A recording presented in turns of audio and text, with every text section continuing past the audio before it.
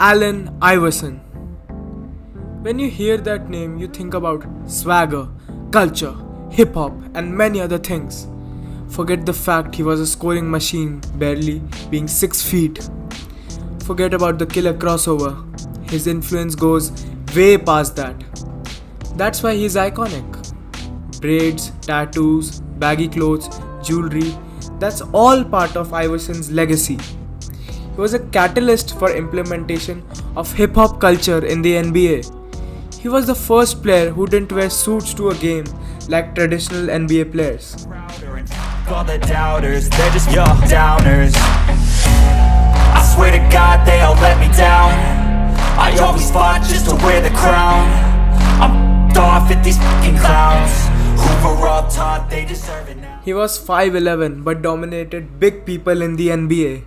He crossed Michael Jordan. He faced the Kobe and Shaq Lakers and gave good competition to them. He had the most iconic moment in NBA history when he stepped over Tyronn Lue.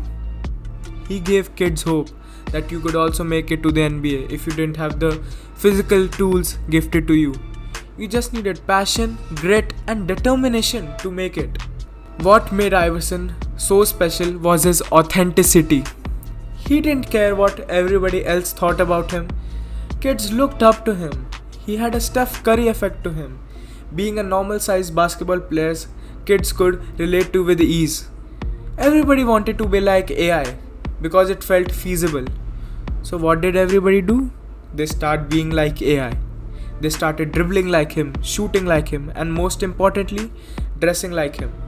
When everybody started looking like I look, that's when I realized that I was a trendsetter. When I started seeing guys wear the do-rag and hats and the jerseys and stuff like that, you know, and the sleeve and getting the cornrows, and then everybody flooding themselves with tattoos, stuff like that, you know, I sat back and, man, that's cool, you know what I mean? Like, everybody is trying to look like themselves but look like you. The new fashion culture in the NBA was developing. What was an anomaly soon enough became a norm. Iverson unwillingly set a standard. Why unwillingly? Because it wasn't in Iverson's interest for everybody to dress like him. He wanted everyone to express themselves, whatever the way they like, whatever fit them. He was just a trendsetter. He wanted to be free, not being just a part of the society, and what everybody is doing he will also do. He was different, he was unique. That's what made Iverson special. NBA players were emulating a style prevalent outside the NBA, and the league didn't like it. So much that in 2005, David Stern imposed on the players a dress code based on a casual business style. It was a decision that had seen many pushback from the players who shared their frustrations publicly. However, they gradually began to accept the change. What started as an imposition grew into a competition.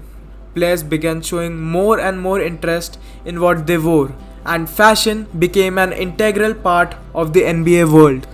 Today, the NBA doesn't have a formal dress code players have to obey. In fact, their fashion game has gone so far that players entering the building have turned to catwalks and full-on display of designer pieces of clothing and footwear. They all have the liberty to express themselves through fashion, and it's all AI has ever stood for. Think about it. All he ever wanted was the ability to be authentic and true to be himself. It's also something he wanted for the entire league. If it meant having a full arm of tattoos, wearing a full set of accessories on the basketball court, or entering the arena wearing a blue furry jacket, AI wanted it as a possibility for players. He sought expressive freedom for all, and he eventually got it, setting a platform for everyone who came after him. They made a big deal when I was doing it, and some of the stuff these dudes wearing. Come on, man. They were picking on me then, obviously. They let these guys wear what they wearing now. This should be a new one, because this is out of control. I was bothered by it because I felt like they were targeting people that dress like me. all of the young guys in my generation were starting to feel like, well, damn, he dressed like he want, you know what I mean? So it must be all right. We've been wanting to dress like we dressed, but, we just felt like we couldn't. Just look at Kyle Kuzma, Russell Westbrook, James Harden, and all the NBA players who dress mad crazy. Like it's just a fashion race. Everybody wants to dress something weird, something quirky. Before Iverson, it was really boring. Everybody came with suits, ties, and black shoes. But now, players have their own fashion. They are doing weird things, quirky things. And that's what makes the NBA special now. Because it is a more free league, and that is only because of Allen Iverson. His influence goes way beyond tattoos, jewelry, baggy clothes, and braids.